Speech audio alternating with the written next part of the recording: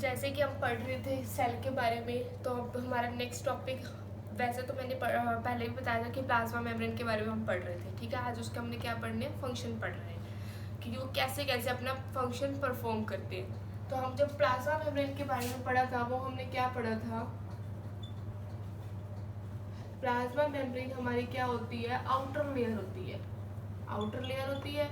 और वो लेयर क्या होती है, बहुत थिन होती है, थिन लगा लो, इलास्टिक लगा लो। इसके अंदर हमने क्या लिया था, एक बैलून का एग्जांपल लिया था। जैसे हमारा बैलून होता है, वो भी क्या होता है, बाहर से बहुत ज़्यादा थिन होता है, इलास्टिक होता है। अब हम कोई भी मेम्ब्रेन करेंगे तो हम उसको सपोज कर लेंगे बैलून के साथ। अब क्या होती है, ये जो प्लाज्मा मेम्ब्रेन बहुत ज़्यादा रिस्पॉन्सिबल होती है, इसलिए ये क्या करती है, बाहर का मटेरियल बाहर रहने देगी, अंदर का मटेरियल अंदर ही रहने, मतलब बहुत अच्छी अपनी एक सेपरेट सी लेयर बना लेती है, जिसको हम क्या बोलते हैं, ये इलास्टिक है। और क्या बना लेती है, सेपरेट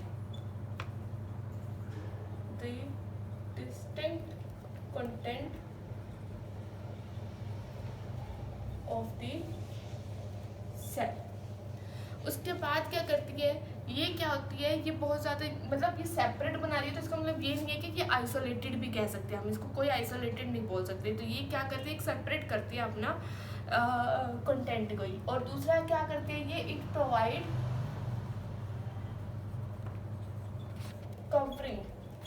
कवरिंग प्रोवाइड करती है। इट प्रोवाइड द कवरिंग, बाहर की जो आउटर लेयर होती है उसको कवरिंग प्रोवाइड करती है फ्रॉम सराउंडिंग। और मैंने क्या पढ़ा था इसके अंदर, क्या था इसके अंदर, इट इज लिविंग। ये क्या होती है, लिविंग होती है। और ये बनी किससे होती है, लिपिड्स और प्रोटीन से। जो इसके अंदर ये क्या होती है, एक इसके अंदर बहुत अच्छा हमने वो पढ़ा था, बहुत मेन रिस्पॉन्सिबल वो क्या होता है, ये क्या होता है, सिलेक्टिवली परमिएबल मेम्ब्रेन होती है।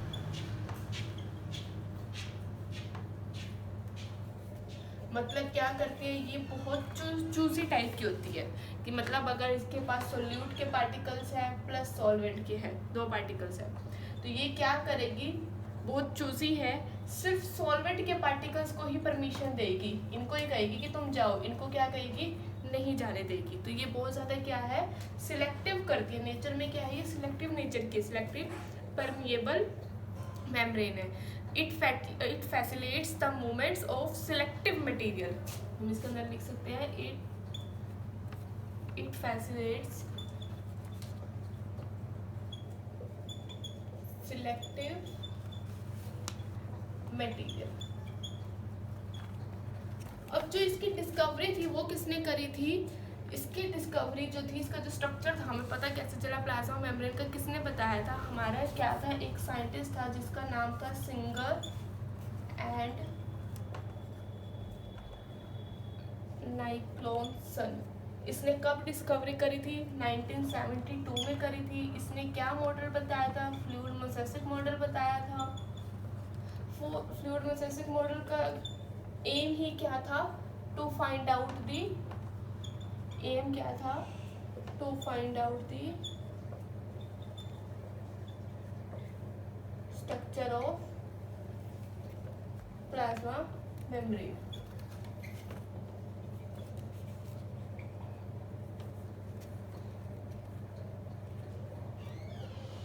अब क्या था, हमने यहाँ तक पढ़ लिया, इसका फ्लूइड मोसेसिक मॉडल है इसके बाद क्या है, फ्लूइड मोसेसिक मॉडल के बारे में पढ़ेंगे, इसके अंदर और क्या क्या है। फ्लूइड मोसेसिक मॉडल ने वैसे तो अपने एक क्या बताया था, एक डायग्राम बताया था, जिसके अंदर ऐसे था, जिसको पहले ऐसे ऐसे कर दिया, यहाँ पे भी ऐसे, इसकी दो लेयर्स थी इसके अंदर, और इसके अंदर बहुत बड़े बड़े क्या प्रेजेंट थे, प्रोटीन्स चैनल प्रेजेंट थे, ऐसे था, एक ऐसे था। इसको क्या बोलते थे, प्रोटीन्स चैनल बोला करते थे। मतलब इसकी दो लेयर्स थी, लिपिड्स की दो लेयर्स थी, ये लिपिड की क्या बनाती थी, ये भी लिपिड लेयर थी, ये भी लिपिड लेयर थी। अब क्या थे, ये दोनों क्या बनाते थे, और इसके अंदर क्या था, जो इसके यहाँ पे थे ना, कुछ ऐसे ब्रांच टाइप का कुछ बना होता था, ऐसे जैसे यहाँ पे भी है, ये ब्रांच टाइप का बना होता था, यहाँ पे भी क्या है, ब्रांच टाइप का बना होता था। तो ये वाली जो चीज़ थी इसको क्या बोलते थे, कार्बोहाइड्रेट। ये क्या कंटेन करते थे, कार्बोहाइड्रेट, कार्बोहाइड्रेट कंटेन करते थे। इनको क्या बोलते थे, प्रोटीन चैनल। और इसके अंदर 2 लेयर्स थी। अब देखो इसके अंदर 2 लेयर्स है। ये मॉडल हमें क्या बताता था, इसके अंदर क्या है, 2 लेयर्स है। इन 2 लेयर्स का नाम क्या रख दिया, इंट्रिंस और एक्सट्रिंस, इंट्रिंसिव लेयर और एक्सट्रिंसिव लेयर। 2 लेयर्स होगी हमारे, इंट्रिंसिव और एक्सट्रिंसिव।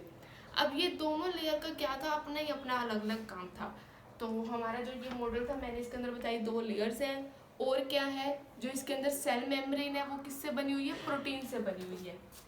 सेकेंड चीज क्या करेंगे, सेल मेम्ब्रेन किससे बनी हुई है, हमारी प्लाज्मा मेम्ब्रेन। इसने क्या बताया था, इसने पहले बताया 2 लेयर्स है, उसके बाद इसने बताया इसके अंदर सेल मेम्ब्रेन है, वो किसकी बनी हुई है, made up of protein, made up of protein, जिसको क्या बोलते हैं, फॉस्फो, जिसका नाम क्या है,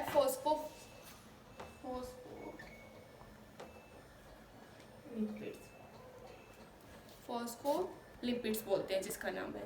ये क्या है, ये किससे बनी है, लिपिड से बनी है। यहाँ पर वर्ड आ गया ना लिपिड, क्लियर। और ये बनी किससे हुई है, फॉस्फोलिपिड से बनी हुई है। इसके बाद मैंने बताया कि इसके अंदर क्या है, 2 लेयर्स है, इन दोनों का अलग अलग काम है। तो ये जो हमारे इंट्रिंसिव लेयर है ये क्या होती है, कम्प्लीटली इम्बेडेड होती है। मतलब ये क्या होती है, कम्प्लीटली उसके अंदर घुसे हुई होती है, बिल्कुल अच्छे से डीप पेनिट्रेट होती है इसके साथ। इसके साथ कोई ऐसा नहीं है कि हाँ ये ऊपर ऊपर से अटैच है। जो हमारे एक्सटेंसिव है वो आउटर सरफेस होती है। आउटर सरफेस का मतलब क्या होता है, ये ऊपर ऊपर ही प्रेजेंट है, सिर्फ आउटर सरफेस ऊपर ऊपर ही प्रेजेंट है। क्या करेगी इसके बाद, ये हो गया यहाँ तक फ्लूइड मोसेसिक मॉडल हो गया। इसने क्या किया, ट्रांसपोर्ट करी, अगर ट्रांसपोर्ट करती है सिस्टम को, किससे करती है, सेल मेम्ब्रेन के थ्रू, कि कौन सी चीज़ अंदर जाएगी कौन सी नहीं जाएगी। और वो बहुत ज़्यादा क्या होती है, सिलेक्टिव होती है। सिलेक्टिव होती है तो वो कैसे सिलेक्टिव होती है, नेचर में इंट्रिंसिव और एक्सट्रिंसिव मटेरियल को वो चेक कर लेती है। जो एम्बेडेड है, दो प्रोटीन्स पड़े ना हम इसके अंदर, कि क्या है, 2 लेयर्स है, तो दो टाइप्स के है इसके अंदर लेयर्स। जो फर्स्ट लेयर है वो कम्प्लीटली इम्बेडेड है, जो आउटर लेयर है वो क्या है, ऊपर ही ऊपर अटैच्ड है। इसके बाद क्या है, ये जो हमारी है 2 टाइप्स ऑफ प्रोटीन, ये क्या है, फ्लूइड टाइप है, मतलब ऐसे लिक्विड टाइप का ही पड़ा होता है। सेल मेम्ब्रेन है वो किससे, प्रोटीन से बनी हुई है, इसको क्या बोलते हैं, फॉस्फोलिपिड बोलते हैं। ये जो हमारा स्ट्रक्चर था ये तो था कि फ्लूइड मोसेसिक मॉडल ने ये बता दिया था कि कैसे कैसे कौन सी चीज़ कहाँ पड़ी है और कैसे है और कैसे जाएगी इसके अंदर। अब इसको जो जाने के लिए क्या लगते हैं, इसको आगे भेजने के लिए इसके 2 प्रोसेस हैं, एक डिफ्यूज़न और दूसरी ऑस्मोसिस। मतलब जो इसके फंक्शन है प्लाज्मा मेम्ब्रेन के, फर्स्ट हम पढ़ेंगे डिफ्यूज़न वाला फंक्शन और सेकंड हम पढ़ेंगे ऑस्मोसिस का। तो फर्स्ट हम पढ़ते हैं diffusion.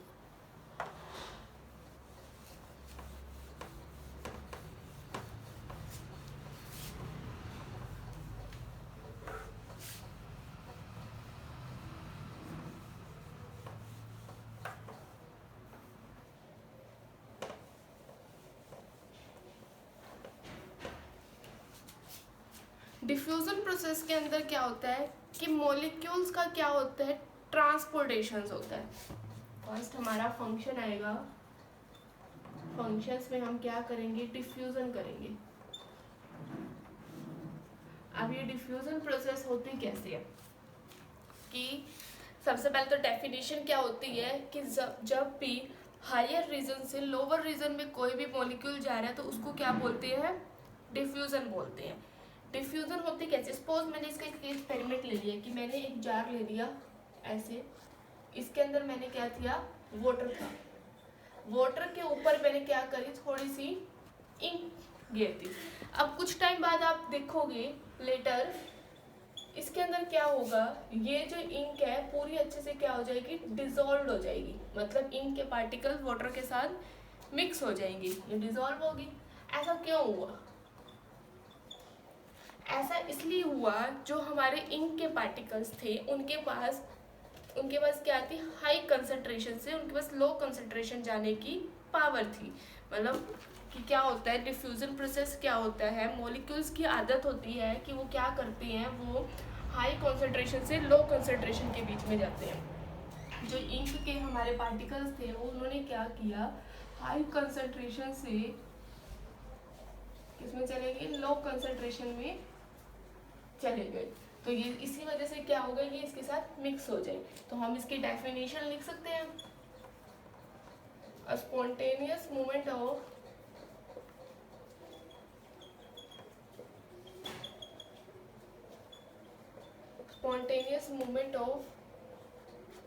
particles from higher concentration, spontaneous movement of molecules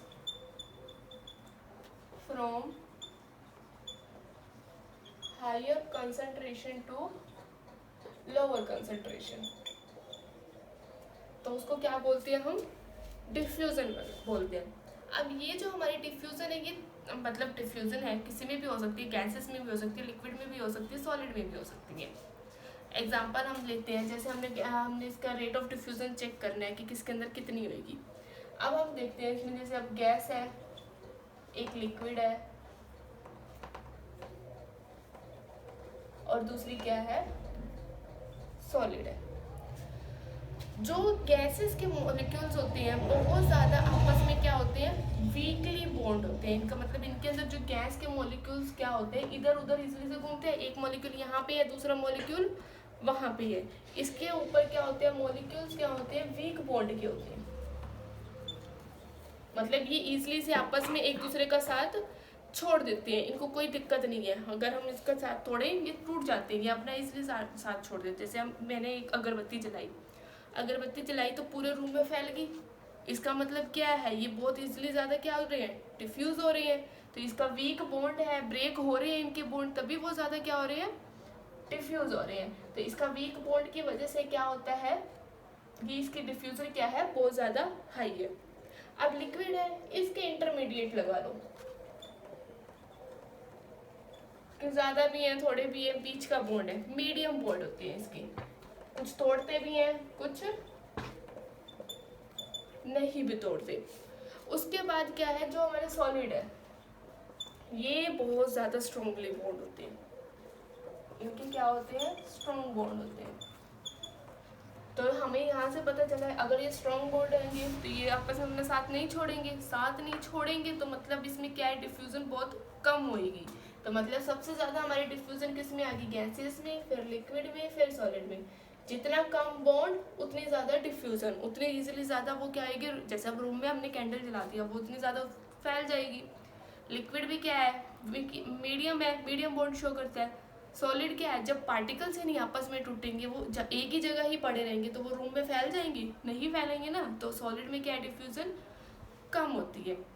diffusion हमेशा, थर्ड पॉइंट इसका ये है कि डिफ्यूजन हमेशा किस में शो होती है, या तो CO2 या मतलब CO2, ऑक्सीजन या वाटर, या किस में होती है, जो आयंस और मॉलिक्यूल्स होते हैं,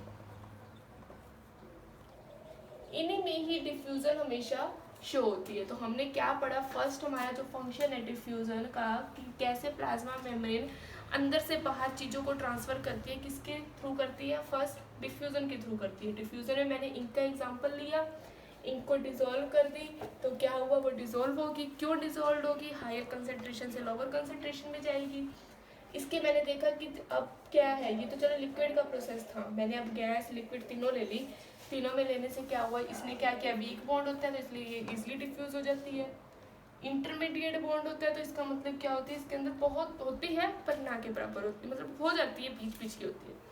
सॉलिड में तो होती नहीं है डिफ्यूजन, बहुत बहुत रेयर में हो जाती है। तो इसका एग्जाम्पल हमने लिया था, अगरबत्ती का एग्जाम्पल लिया। उसके बाद क्या है कि क्वेश्चन आता है, why cell show diffusion, why cells show diffusion, क्यों सेल डिफ्यूजन शो करते हैं। सेल क्या है, अपने आप में ही एक क्या है, कंप्लीट यूनिट है, मतलब वो डाइजेशन भी करेगी, रेस्पिरेशन भी करेगी, सारी एक्टिविटीज़ परफॉर्म करेगी, जो भी हमारी सर्कुलर एक्टिविटीज़ है। अब क्या होता है जब हमारी सर्कुलर एक्टिविटीज परफॉर्म हो रही है, तो इसका मतलब क्या है, हमारे पास क्या है, बहुत ज़्यादा क्या है, डिफ्यूज़न है।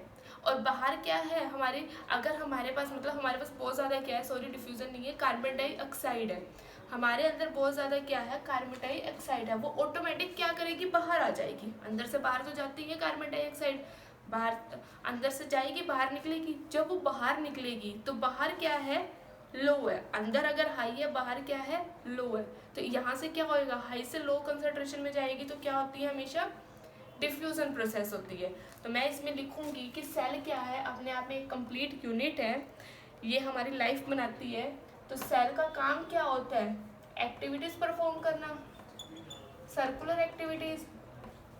अब ये सर्कुलर एक्टिविटीज क्या होती है, डाइजेशन, रेस्पिरेशन, ये सब होती है। रेस्पिरेशन का क्या होता है काम, जो रेस्पिरेशन करती है वो किसके थ्रू करती है, कार्बन डाइऑक्साइड की वजह से। तो इसके अंदर हमारे पास क्या है, बहुत ज़्यादा due to large amount of CO2, बहुत ज़्यादा CO2 होगी, तो ये क्या होगी, ऑटोमेटिक क्या हो जाएगी, बाहर आ जाएगी, टेक आउट। जब ये बाहर आ जाएगी तो क्या करेगी, सेल क्या करेगा, अंदर ज़्यादा है बाहर कम है, अंदर ज़्यादा और बाहर कम है, तो क्या हो जाएगी हमारी डिफ्यूज़न प्रोसेस हो जाएगी। हमने यही पढ़ा है ना कि जहाँ पे क्या होता है, कम होता है, वहाँ से क्या होती है, हाई डिफ्यूज़न क्या होती है, हाई से लो में जा रही है।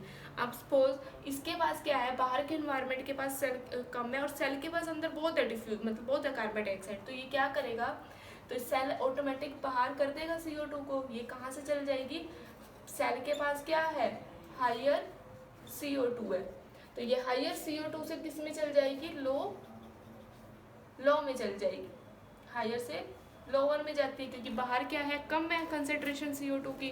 तो यहाँ से हमारी कौन सी प्रोसेस हो जाती है, डिफ्यूजन प्रोसेस हो जाती है। ऐसे ही बुक में आपका एग्जांपल दे रखा है अमीबा का। अमीबा में क्या होता है, अमीबा का बनाऊंगी मैं, डायग्राम बनाते हैं अमीबा का। इसमें क्या होगा, जैसे यहाँ पे बना रही हूँ डायग्राम, एग्जांपल लिया,